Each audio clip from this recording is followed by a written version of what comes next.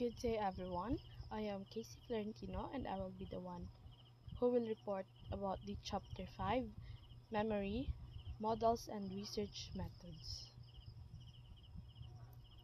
So, in this chapter, we will learn about the task used for measuring memory with its subtopic recall versus recognition task, implicit versus explicit memory task, intelligence, and the importance of culture in testing.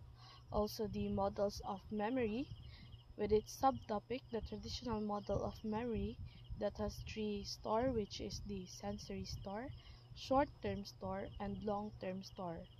And also the levels of processing model and an integrative model working memory with its subtopic, the components of working memory, neuroscience and working memory, measuring working memory, intelligence and working memory, multiple memory systems, a connectionist perspective, also the exceptional memory and neuropsychology with its subtopic, outstanding memory,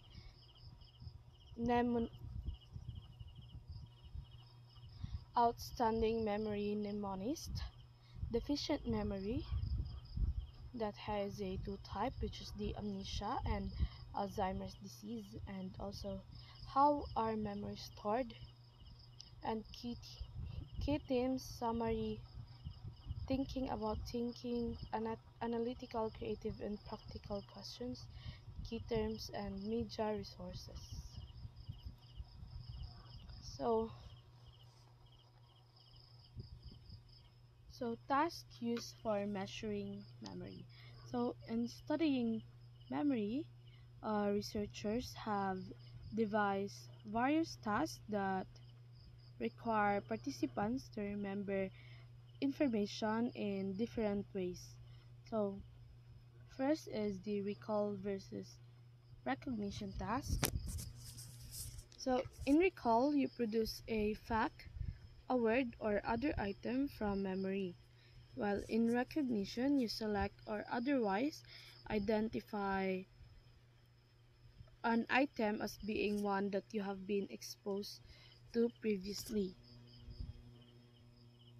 So, example of recall is kanang mag-ask ka sa isa ka tao about kanang names, like names sa people nga kanang cast ana nga movie, while the recognition is you're giving choices, then you're giving choices para mapili sa tao kung kinsa dito ang kanang cast sa movie. So there are types of tasks used for measuring memory. First is explicit memory task. You must consciously recall particular information. For example is like who wrote Noli Me Tangere, like that. So next is declarative knowledge task. You must recall facts. So example of it is what is your first name? And then next is the recall task. You must produce a fact, a word, or other item from memory. So example of it is kanang sa previous lesson, then nag-recall mo. So mangutana inyohan teacher o kung unsa ni siya nga kanang disorder or like that nga na inyohan ang naistudihan. And then next is serial recall task. You must repeat the items in a list in the exact order in which you heard or read them. So example of it is kanang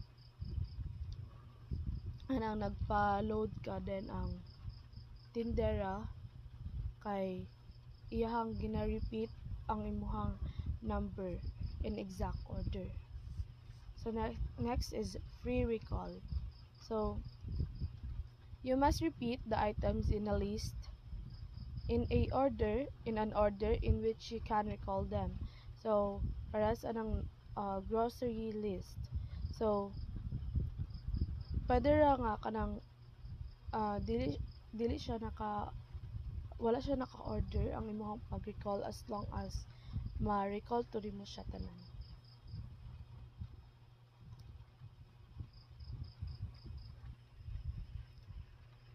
Next is the cued recall task. You must recognize a list of paired items. Then when you are given one item in the pair, you must recall the mate for that item.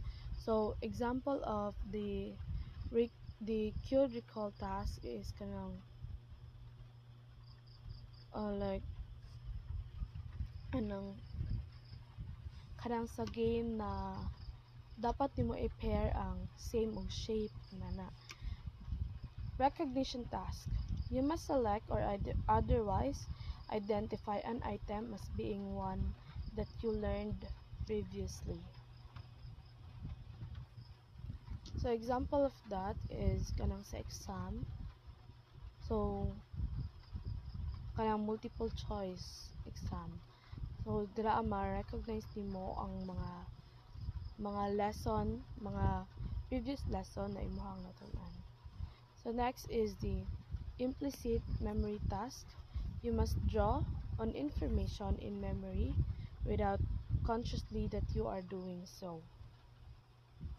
So example of it is kanang sa fill in the blanks, like gitagaan ka og kanang letters na dapat i-complete nimo to find the word. So ang mohang mind kay ni response og dali, so like that. Task involving procedural knowledge. You must remember learned skills and automatic behaviors rather than facts. So example of it is kanang sa puzzle. So or Rubik's Cube. Diba sa Rubik's Cube kay kanang once maka-try na ka og buo. So pag next nga magbuo ka sa Rubik's Cube kay ma-remember na nimo to nga kanang pattern like that. Implicit versus explicit memory task. Explicit memory, in which participants engage in conscious recollection, while implicit memory, in which we use information from memory but are not consciously aware that we are doing so. So example sa explicit memory is kanang natay ma-remember na word or kanang picture sa once makakita ta sa isa ka item. Then while the implicit memory, example of it is kanang when we are reading pero naay isa ka word na kulang og isa ka letter, but still we can read it with our implicit memory. Next is intelligence and the importance of culture in testing. So culture relevant test measures skills and knowledge that relate to the culture experiences of the test takers. So the example of intelligence in the importance of culture in testing is kanang in choosing things and deciding things that kanang dili dapat gina-rush, like marital partner, job and a place to live. Dapat kay gina-isip na siya. So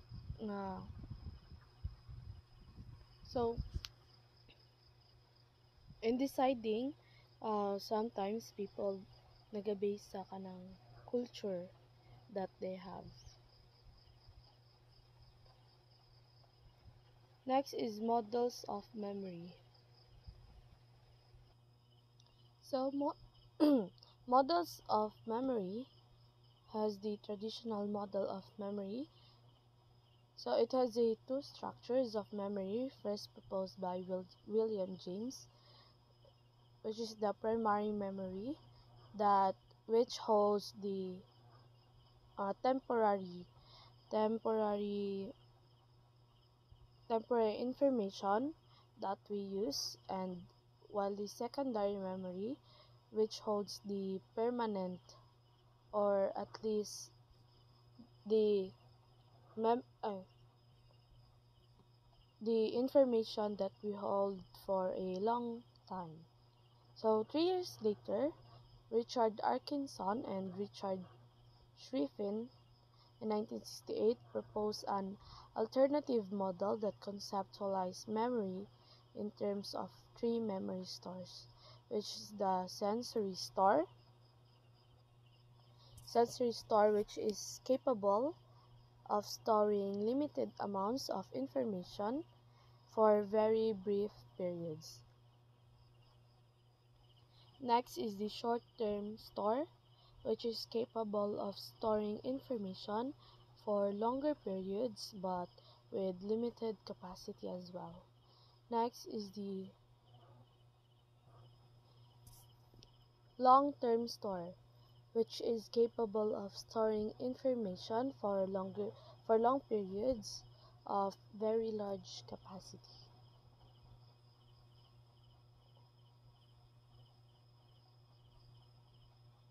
Next is the levels of processing model.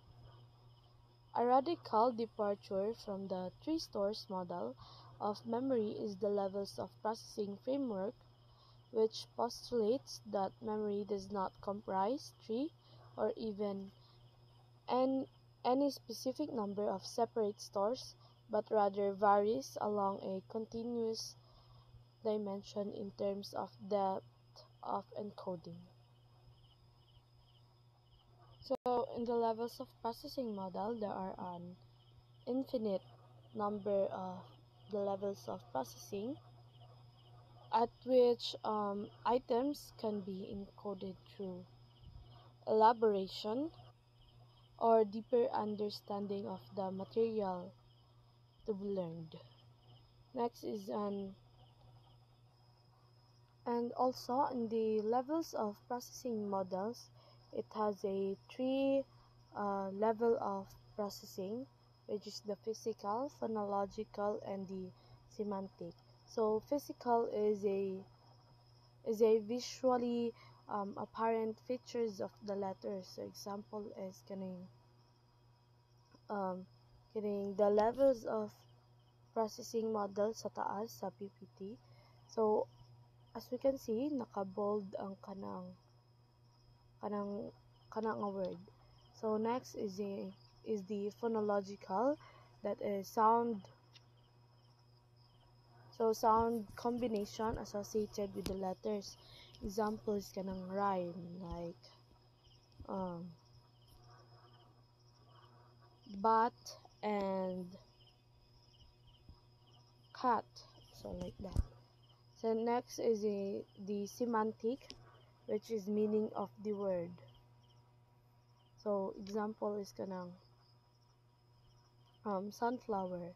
So is the word a plant? So like that. Next is an integrative model, working memory.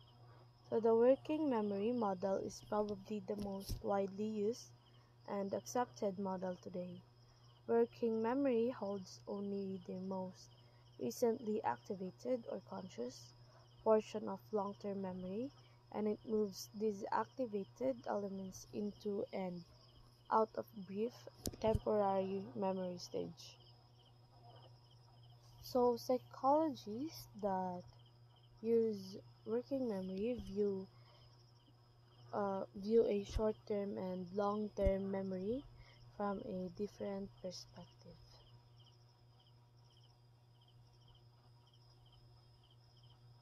Next is the components of working memory.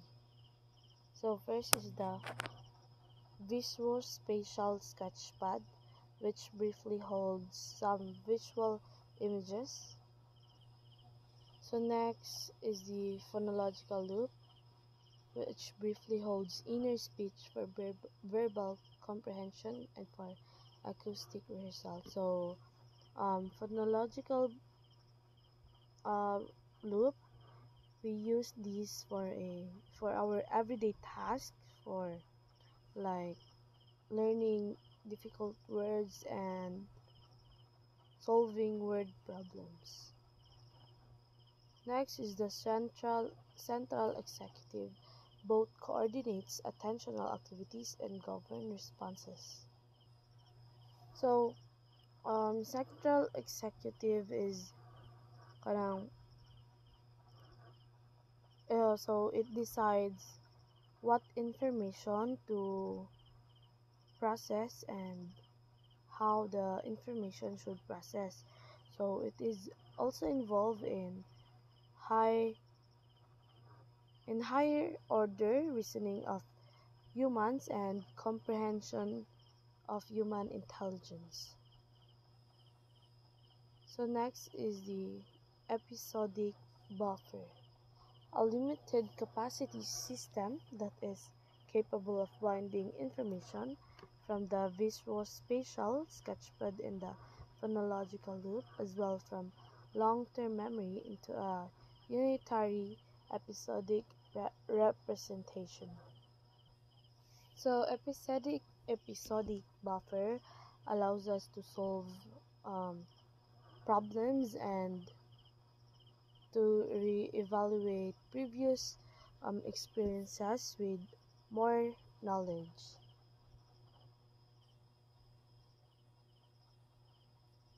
So next is the neuroscience and working memory.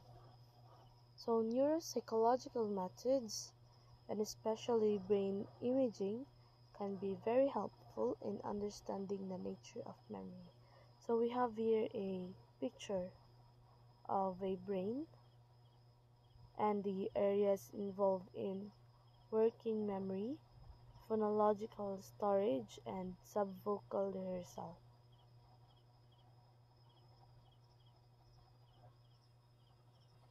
So we have here in the left hemisphere the supplementary motor, premotor area, posterior parietal area, and superior parietal area, which is also in the right hemisphere, and the supplementary motor and premotor area.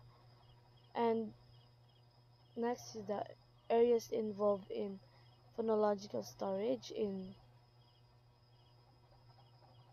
left hemisphere, the supplementary motor premotor area, the posterior parietal area, and while in the right hemisphere is the supplementary motor premotor area, and both left and right hemisphere has superior parietal area. So area involved in subvocal rehearsal is the left hemisphere, which is the Broca's area. So neuroscience and working memory helps the understanding the nature of the memory. Next is the measuring working memory. Working memory can be measured through a number of different tasks. So as we can see here, the item task in A, the retention delay task in B, temporally ordered working memory load task in C, temporal order task in D, and back task in E, temporally ordered working memory load task, and in F, temporally ordered working memory load task.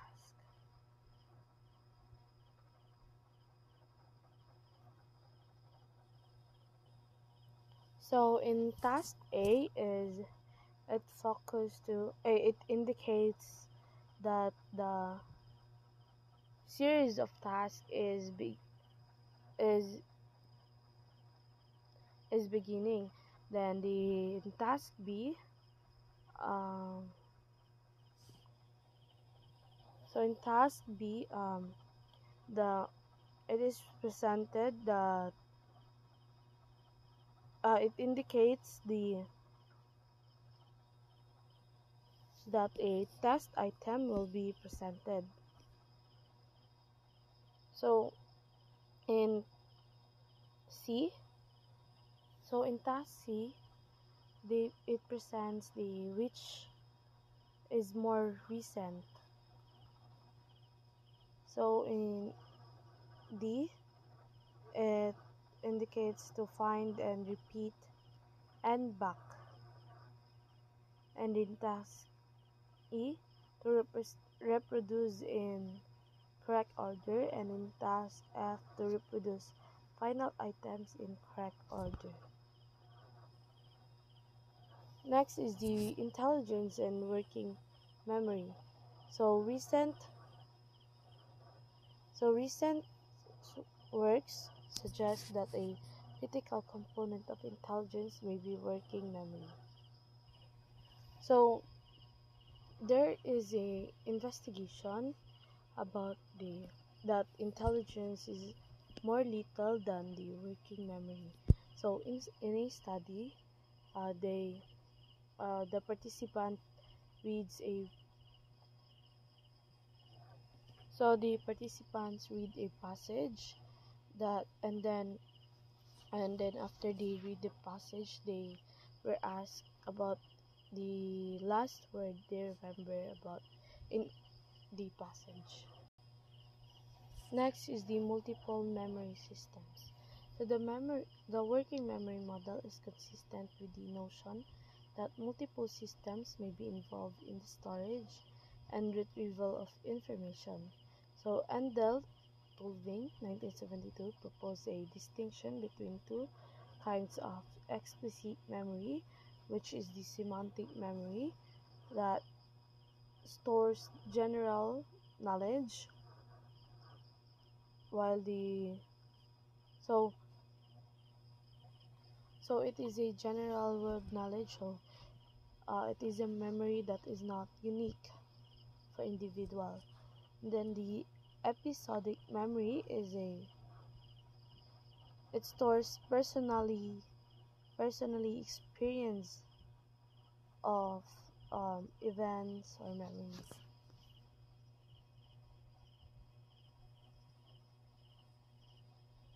Next is a connectionist perspective. The network model provides the structural basis for the connectionist parallel distributed processing or PDP model. So next is the exceptional memory and neuropsychology. So at this time, the discussion of memory has focused on tasks and structures involving normally functioning memory. But there are cases of people with exceptional memory that provide some interesting insights into the nature of memory in general. Next is the outstanding memory, mnemonist. So mnemonist, someone who demonstrate extraordinarily keen memory ability, usually based on using special techniques for memory enhancement. So example sa mnemonist is a man called S. So nagpa-test siya sa lab, then uh, they found out that S has a parang memory ability ka even kanang sa long time ago na nga kanang word or kanang memory kay ma-remember gihapon niya. So next is deficient memory. So there are many syndromes associated with memory loss. First is the amnesia. So amnesia is a severe loss of explicit memory. So amnesia kay sometimes cause siya sa kanang traumas na kanang ma-induce to memory loss. That induces memory loss. So siguro familiar na mo jud ta tanan sa amnesia no sense kanang in a movie, sa mga movie na itong ginawatch, kasagaran kay na ay amnesia, inana ang mga senaryo. So, next is the Alzheimer's disease. So, we have here a picture of a brain with and without Alzheimer's disease. So, Alzheimer's disease is a syndrome associated with memory loss. So, common ang Alzheimer's disease sa mga adults, kanang mga tiguang, mga senior. So, siguro sa katiguan na, dira ang mga malimot na, dali na makalimot. So, di ba, makabantay to like sa mga grandparents, as sometimes kanang maglisod na sila og recognize sa family members. So, mao na siya ang example sa Alzheimer's disease. So, next is how are memories stored? So, there are a lot of attempts of localization of memory nga wala na success. So, example is the renowned neuropsychologist Carl Lashley stated that he could find no specific locations in the brain for specific memories. So psychologists have located many cerebral structures involved in memory. So they know of the importance of the hippocampus. So hippocampus is a complex brain structure embedded deep into temporal lobe. So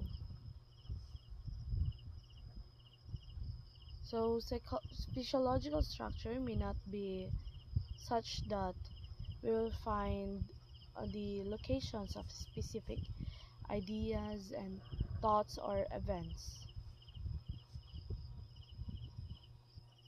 But there are some studies that shows the structures that seem to be involved in various aspects of memory. So example, the visual, the spatial, the olfactory may be stored in the areas of cortex. So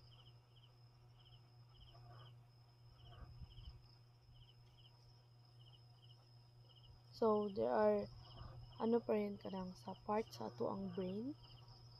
There are sometimes ay sa kanang structure part sa ato ang brain kay there are store ato ang mga memories. So key themes. So in applied versus basic research, example of it is the study of the Alzheimer's disease. So some say that Alzheimer's cannot be cured. It is not curable, but it is treatable with drugs. And then the basic research into the biological structures and cognitive functions associated with Alzheimer's may help us one day in treating the disease. So next is biology versus behavioral method. So So it shows the connection or the interaction of biology with behavior. So biological processes may have an impact on how we behave and what we remember. So next is structures versus processes. So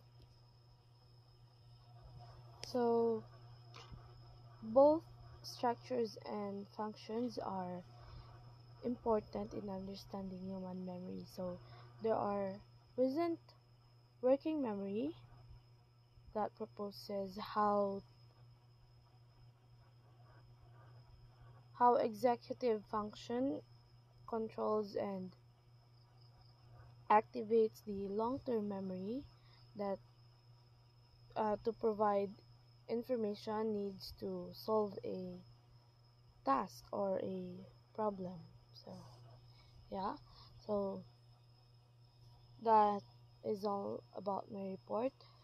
So I hope you understand something and have a nice day. Thank you for listening.